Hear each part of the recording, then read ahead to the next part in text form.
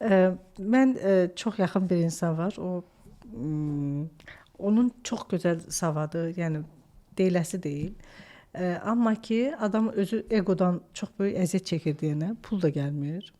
Dostluqlar da alınmır, münasibətlər də heç bir şey alınmır.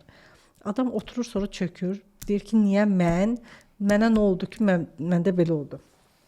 Əslində eqonu dərk eləməyin özü böyük bir yol qət eləmək deməkdir. Bəli. Bu da heç də belə də asan deyil. Necə özünü, necə deyim sizə, məsəl üçün özünü bir növ belə loru dedə sındırmaq da. Axı bu ego sınmalıdır. 100%. Daha tez necə sındırmaq olar? Araşdırma. Mən öz professional yolumdan deyim. Mən çox narsist biri olmuşam.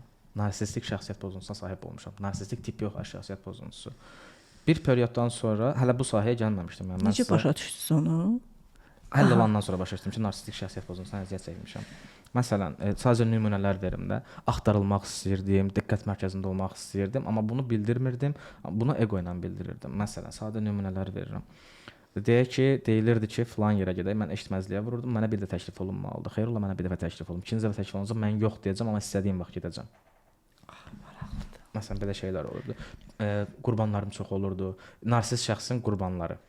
Özümə qurban edə biləcəyim ya partnyor olsun, partnyorluq yəni əks cins münasibətləri olsun, dostluq münasibətləri olsun ya da ki, dostlarım olsun. Məhz o tipdən tipajlar seçdiyimin fərqinə vardım sonradan. Kim ki mənim sözümə əməl edir, kim ki məni pohpohlayır, kimdə öz üstünlüyümü seçə bilirəm. Yavaş-yavaş gördüm ki, mən tək qalıram artıq. Qurbanlarım tükəndi, yoxdur. Mənim egomu məmnun edən şəxslər yoxdur artıq. Çünki doydum axı hamısından, yenilərini axtarıram. Dedim tək qaldım. Araşdırmağa başladım ki, mən niyə beləyəm? Bir gün bunu eləməməyə çalışdım. Bunu eləməməyə çalışdıqca gördüm qəşəng müsbət nəticələr əldə edirəm. Sındırdım narsistik şəxsiyyətimi. Sındırdığım zaman yox olmağa başladı. Daha sonra oxuduqca narsizmi daha dərindən anlamağa başladım. Ki, məndə olub. Yəni bu səbəbdən narsist pasientlərim və qurbanlar bir psixoloq olaraq deyil də şəxs olaraq daha yaxşı başa düşürəm. Çox maraqlı mövzudur. Demək olar ki, bütün pasientlərimin psixoloji pozuntuları və ya narahatlıqları olsun, demək olar ki, bir çoxunu özüm yaşamışam. Obsessiyalarda olsun, panik ataklarda olsun, demək olar ki, hamısını yaşamışam. Yəni onlara bir fərq kimi başa düşürəm əslində. Bunların hamısını bu qədər tez cavan yaşınızda yaşamısınız? Mən o sualı çox verirlər. Səbəbi nədir? Mən çox o sualı verirlər. Ola bilsin, təbii ki, valideynlərə günahlandıra bilmərəm. Amma onların da rolu olub təbii ki. Həm tək uşaq olaraq böyümüşəm, ərköyün böyüdülmüşəm. Amma ərköyün böyüdülməyimə baxmayaraq, ata tərəfdən də atamın yəni bir avtoriteti var idi. İstədiyimi anında eləmirdi. Və orada duyğu çaxnaşmaları yaşanırdı. Mən ərköyünəm, axı istədiyim hər şey olur. Bura gələndə niyə olmur? Məsələn, mamaya qaçırdım, axı həmişə eləyirdi, indi eləmir. Ataya qaçırdım, nə oldu mənə belə birdən-birə? Başlayırdım tənhalığa, asosiallaşmağa başlayırdım və birdən olurdu tak, yenidən ərköyünlüyüm yaranırdı. Və yaxud da üstümə çox məsuliyyət yüklüyürdülər, həddən artıq məsuliyyətlər yüklənirdi. Belə deyək də, mənim 14 yaşım vardı, mənim yaşıdlarım futbol oynamağı sevirdilər, mən necə ev ala bilərəm deyə düşünürdüm. Məsuliyyət. Məsuliyyət. Əslində deyə bilər ki, uşağa bax gör necə gözəl böyüyüb, indidən ev almağı düşünür. Yox, o ev almağı düşünməməlidir. O 14 yaşında yaşaya bilmədiyi uşaqlığını sonra 30 yaşında yaşamağı istəyəcək. Axtaracaq. O varlı olan kimi gedib o topu alacaq, o oyuncaqları alacaq. Niyə varlanan insanlar sonradan bunları edirlər? Uşaq.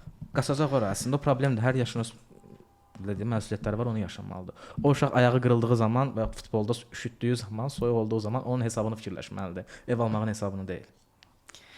Onda duyğularımızı hər yaşın, bir yaxşı misal var, hər yaşın öz gözəlliyi var. Musiqidə də deyilir. Hər yaşı olduğu kimi yaşamaq. Bəli. Hər yaşı olduğu kimi yaşamaq lazımdır. Çox maraqlıdır. Sıxmaq da lazım deyil, boş buraxmaq da lazım deyil. Sadəcə balansda. Öz azadlığını vermək lazımdır, amma o azadlıq bizimlə limitləməlidir. Öz azadlığımızı verməliyik, amma bizlə izlənməlidir. Bəli. Biz limitləməliyik o azadlığı, öz azadlığı. İndi bax siz başa düşürsüz ki, o vaxtı düşündümsə, 14 yaşında düşündüyüm yanlışdır da. Bugün neçə yaşınız var? 10 deməsən. Okay, 30 üstü demək istəyirəm. İndiki düşüncələriniz sizcə 30 üstü üçündürmü, yoxsa 60-50 yaş üstü üçündür? Maraqlı bir sualdır. Əgər burada 30 üstü və yaxud da ki 50 üstü desəm, burada artıq mənim narsizmim ortaya girəcək. Aşağı desəm təvazökarlıq ortaya girəcək. Doğrunu deyin. Doğrunu desəm əslində heç biri. Hamısı və heç biri. Onda nə edirsiniz? Siz qəbullanıb axarına buraxmağı Bəzi nüansları xarına buraxa bilmirəm bir psixoloq olaraq. Çox düşünürəm bəzi nüansları. Düşündükcə fikir verirəm ki, əslində mən nəyisə problem eləmək üçün düşünmürəm.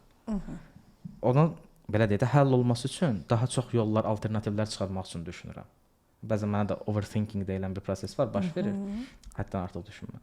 Amma axarına buraxmağı çox sevirəm. Həll olacaq məsələsinin sözünü çox sevirəm. Asan, rahatlıqla həll olacaq.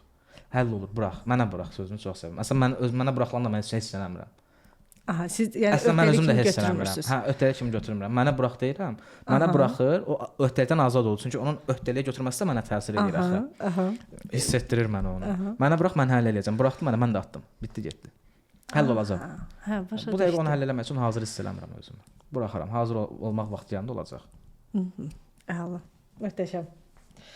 Ertələmirəm amma, yəni işlər arasında. Yəni ertələyib özümdən uzaqlaşdırmıram. Hə, uzatmırsınız. Kənarda tamamlanmamış bir layihə kimi qalır, qalışqasız qalır, yəni o işarəsiz qalır. Olacaq o haçansa. Bu dəqiqə onun üçün hazır hiss eləmirəm də. Yəni.